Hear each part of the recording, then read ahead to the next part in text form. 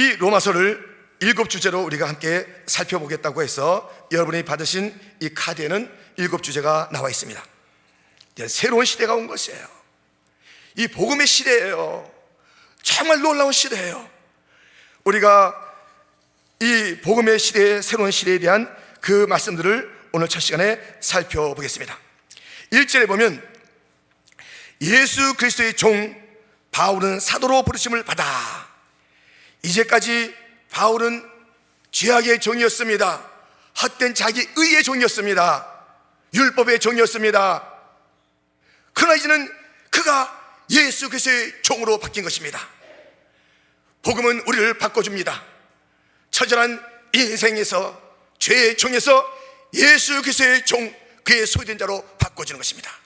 그런데 여기서 종이라고 그랬고 사도라고 그랬습니다. 이것이 그리스도인의 정체성인 것입니다. 우리는 이 종이라는 겸비함을 가지고 있어야 되고, 사도, 보내심을 받은 자라는 이 놀라운 신분에 대한 자각이 있어야 되는 것이에요. 이 두 가지 신분을 우리가 갖고 있어야 돼요. 겸비하게 나는 종입니다.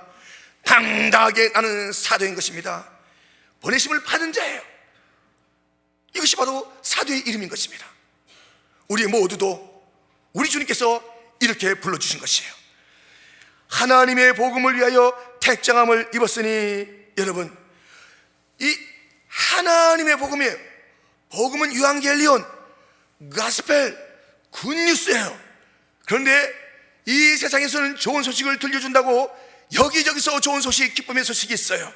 그런데 하나님이 들려주시는 기쁨의 소식을 우리는 알아야 돼요. 하나님의 복음을 알아야 되는 것이에요. 세상에 이것을 해봐라, 기쁘다, 여기에 쾌락이 있다, 여기에 소망이 있다, 다른 어떤 복음도 그것은 진정한 복음이 아닙니다. 어떠한 기쁨도 진정한 기쁨이 아닙니다. 어떠한 것도 우리를 살릴 수가 없습니다. 하나님의 복음만이 진정한 기쁨이요, 영원한 기쁨이요, 영원한 생명인 줄 믿습니다. 하나님의 복음을 만나야 되는 것이에요. 하나님의 복음을 들려줘야 되는 것이에요. 아이들에게 이 마귀는 요괴의 재미가 있다라고 어디에 탐닉하게 만듭니다. 어른들에게 어디에 중독하게 만듭니다. 여기에 복음이 있다는 것입니다. 하나님의 복음만이 진짜 복음이에요. 이 복음을 위해서 택정함을 입었다는 것입니다. 보십시오. 택정은 영원전부터 있던 것이고, 부르심은 우리가 역사 속에 존재할 때 있는 것입니다.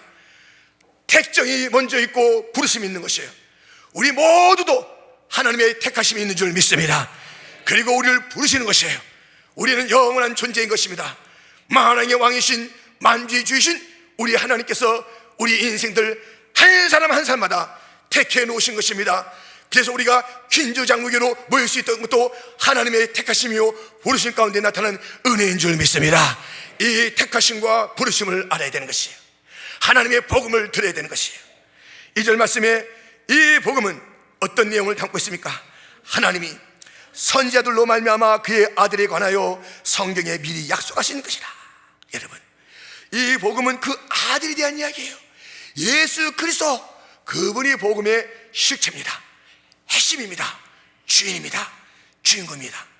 그런데 이 예수님에 대해서는 뭐라고 그랬어요? 선지자들 말며 성경에 예언되어 있었어요. 예언되신 분이에요. 성경에, 여러분,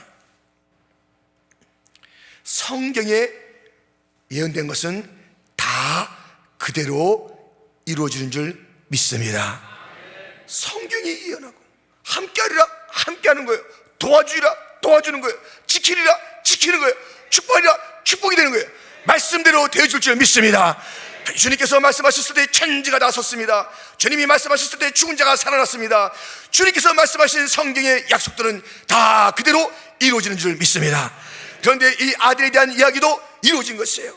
그래서 그 아들이 3절 말씀에 이 아들로 말하면 육신으로는 다윗의 혈통에서 나셨고 아브라함과 다윗의 계보 속에서 우리 예수님께서는 오신 것입니다. 육신의 혈통은 그렇게 오신 것입니다. 그러나 성결의 영으로는 죽은 가운데서 부활하여 능력으로 하나님의 아들로 인정되셨으니 곧 우리 주 예수 그리스도시니라. 이 예수님을 보세요. 예수님은 누구십니까? 성경에 예언됐습니다. 그리고 그는 이 땅에 육신의 몸을 입고 오셨다는 것입니다. 그리고 그는 죽으셨다는 것입니다. 그리고 그는 다시 살아나셨다는 것입니다. 그가 원래 하나님의 아들이셨지만은 이 온 세상이 그가 진정 하나님의 아들인 것은 내가 하나님의 아들이야, 예수님께서 말씀하셨습니다. 믿지 못했어요. 예, 주님 맞습니다. 이렇게는 끄덕거린 자 있고 고백한 자 있습니다. 그러나 그 예수님의 하나님의 아들 되신 것이 온 땅에 선포되고 인정된 것은 부활하신 것, 그것이에요. 원래는 하나님의 아들이세요. 갑자기 하나님의 아들로 이 부활 때문에 그것을 얻은 것이 아니라 원래 그 아들, 하나님의 아들이세요. 그분이 이렇게 예언되었고 죽으시고 부활하시고 하나님의 아들로 온 땅이 이제 보게 되며 그의 통치 가운데 있는 것이에요. 이게 복음이에요. 예수님께서 예언되셨던 거예요. 예수님이 죽으셨다는 거예요. 예수님이 나시고 죽으시고 부활하셨, 통치하신다는 것, 이것이 복음인 것입니다. 이 예수님의 예언과 나심과 죽으심과 부활하심, 이것이 복음인데 이것이 나와 상관있다는 것을 잊지 마십시오. 이 하나님의 복음에 대해서 바울은 나의 복음이라는 것이, 하나님이 들려주신 이 복음은 나를 위한 것이라고 고백하는 장면을 우리가 보게 될 것입니다. 여러분, 제가 이제 책에서 읽었는데요, 한 예화죠. 어떤 사람이 차를 이제 그 몰고 약간 비스듬한 길을 내려가는 거예요. 근데 내려가는데 이 차가 이게 브레이크가 안 밟히는 거예요. 그리고 막 이상하게 그 차가 막 이상하는데, 그런데 가다가 어디에 탁 섰냐면은 건널목에 가서 탁 쓴 거예요. 그런데 놀라는데 근데 저기서 막 축축폭폭 기차가 오는 거예요. 진짜 기차 같죠? 막 오는데 이 기차가 오는데요, 그때 너무너무 다 식은땀이 흐르는 거예요. 그래서 이제 탈출해야 되겠다 하고선 안전벨트를 풀려고 하는데 그 기력이 없는 거예요. 빵! 빵! 소리 나는 거예요. 죽었다! 빵! 하는데 눈동이가 살았어요. 어떻게 된지 아세요? 이 꽝 소리는 무엇이냐면 자기 차가 있고 기차가 오는데 그 직전에 뒤에 있는 트럭이 자기를 탁 밀어내면서 자기는 살고 그 뒤에 있는 트럭의 운전사는 죽은 거예요. 너무 놀란 거예요. 거기에 또 하나 놀란 게 있습니다. 갑자기 자기 차 범퍼만 조금 미끄러진 이 자기 차 뒤에서 트렁크에서 무슨 소리가 나는 거예요. 무슨 소리인가 딱 봤더니 거기에 자기의 아이가 장난을 놀다가 트렁크에 들어갔다가 거기서 있었던 것이에요. 지금 무엇입니까? 이 트럭 운전사가 자기의 생명을 내던지고 밀어줌으로 말미암아 자기도 살고 아들도 사는 그러한 이야기가 있다는 것입니다. 말씀드린 대로 한 예화였지만 이것이 예수의 죽음이 나와 우리의 자녀와 다음 세대를 살린 희생의 죽음인 것입니다. 대속의 죽음인 것입니다. 이 예수님의 죽음 감사하는 자가 되기를, 예수님의 부활 기뻐하는 자가 되기를, 예수님의 통치 영광 돌리는 자가 되기를 주님의 이름으로 축원드립니다. 이것이 복음인 것이에요. 5절 말씀에 그러 말미암아 우리가 은혜와 사도의 직분을 받아 그 이름을 위하여 모든 이방인 중에서 믿어 순종케 하나니, 여러분, 우리가 그 이름을 위하여, 이 예수님을 위하여 모든 이방인 중에서, 이 복음은요 예수님의 이름을 위한 복음이어야 돼요. 열방을 위한 복음이 되는 것이에요. 복음이 사람의 복음이 아니에요. 복음이 교회의 복음이 아니에요.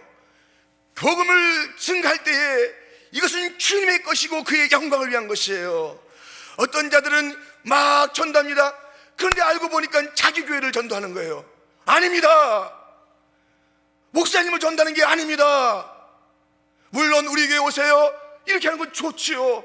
그것을 통해서 우리가 신앙생활합시다, 우리 목사님 귀한 분입니다, 좋지요. 그러나 목사님을 전하는 것도 복음이 아니요, 교회를 전하는 것도 복음이 아니요, 우리가 이 선교의 시대 때 가슴 아팠던 것은 자기의 나라 제국을 전하기 위해서, 자기의 나라의 여러 가지 정책인 것을 위해서 복음을 앞세운 적도 없지 않았던 것입니다.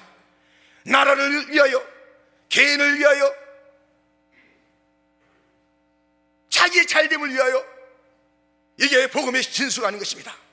진짜 복음은 주 예수의 영광, 하나님의 이름, 이것만이 복음의 진수인 줄 믿습니다. 이것을 가지고 모든 이방인에게 복음이 필요치 않은 자가 아무도 없어요.